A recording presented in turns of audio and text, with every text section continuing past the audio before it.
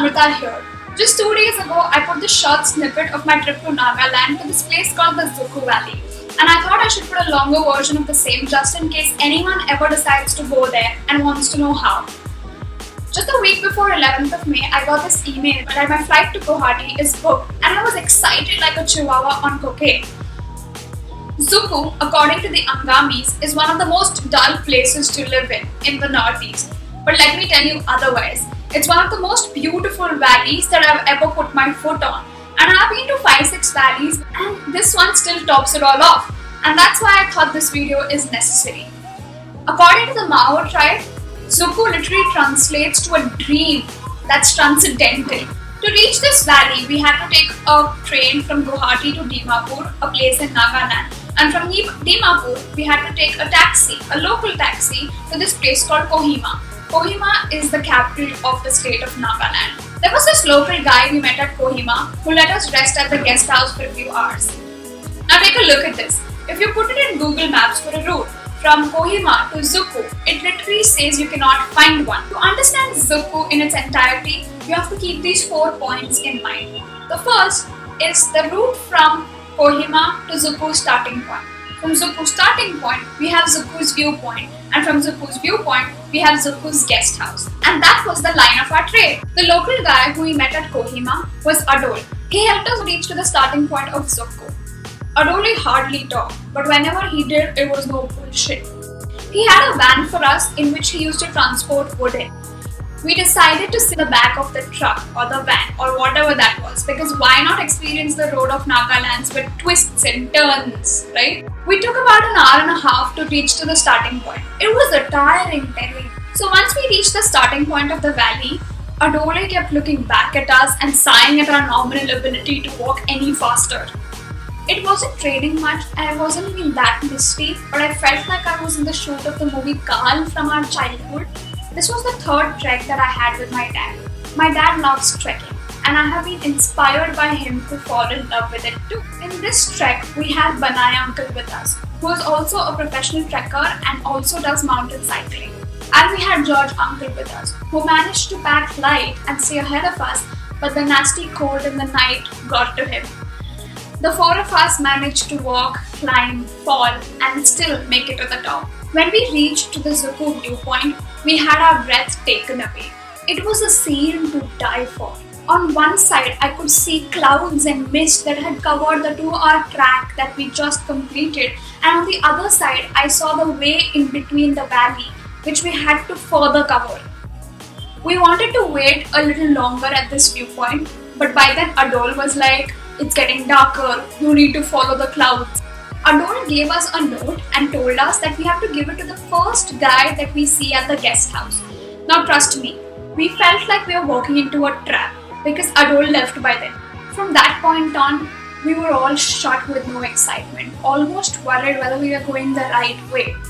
But later on, we realized that there are multiple trails that lead to the same guest house, so we had nothing to worry about. My dad is an intermediate trekker. In spite of that, he took his breaks whenever he felt necessary because he knew his limits. But at around 5 p.m., he gave me his camera to hold and started walking with his bag on only the left side of his shoulder. I told him so many times to keep it on both of his shoulders so that he doesn't lose balance. But he ignored that, and exactly 30 seconds later, he fell into the valley. Yes, no kidding, he literally had to take a step over a stone. And whilst doing so, he lost his balance because the weight of the bag on the left side of the shoulder swung him to one side, and it was the side of the valley. We were lucky enough because it wasn't that steep. Now I know it wasn't much, but it was the scariest moment of my life. In that split second, I thought of 3,75,000 things. From, "Oh my god, that's my dad falling down into the valley forever, I'm never gonna see him again," to, "How am I gonna explain this to my mom?" Let me tell you, master of overthinking right here. But disaster averted, he had the presence of mind to hold on to the bushes that were there.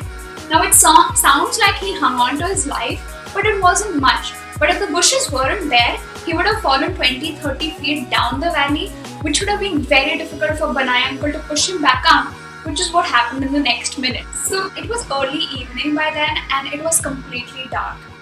As soon as we reached the guest house after 2.5 hours, Ado was there. The first guy we saw who would know what to do with us. Well, he gave us Maggie and eggs, and we realized it's not a trap. The night that I spent there would have been one of the longest one I have ever spent. By 8:30 p.m., I was on the bed next to a candle, which was alive till like 2:30 a.m. To have something so dark, so quiet, I was not able to fall asleep. I had to literally stare into the candle's flame till it burnt out. The next morning, I woke up all fresh, next to mountain dogs barking, and I had Maggie. We decided to go to the bottom of the valley where it meets and a beautiful stream flows by. But it was just I, Banai uncle and George uncle. My dad decided to sit this one out because he already had cuts from the previous day's fall. Well, the three of us decided to go ahead and we saw the helipad that's there in the middle of the valley. After which we had to walk over stones which were in a slanting position on the valley, and we literally had bamboo sticks to walk. And then we reached the lowest point of the valley where 4-5 people were camping for the past 5 days. At this moment, we had reached to the flat plateau that is there below the valley. And trust me, it was an open field with incredible scenery. It was so wide, so vast, with such clean air. Like 5-6 stadiums can have their own leagues going on. It was that vast. By then, it was around 11 a.m. and it was thundering.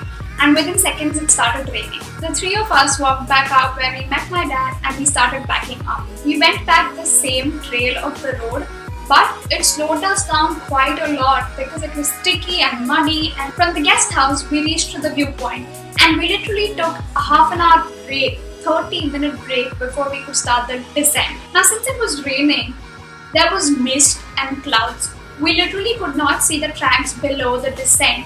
At this point, my fear of the movie Carl had literally gone.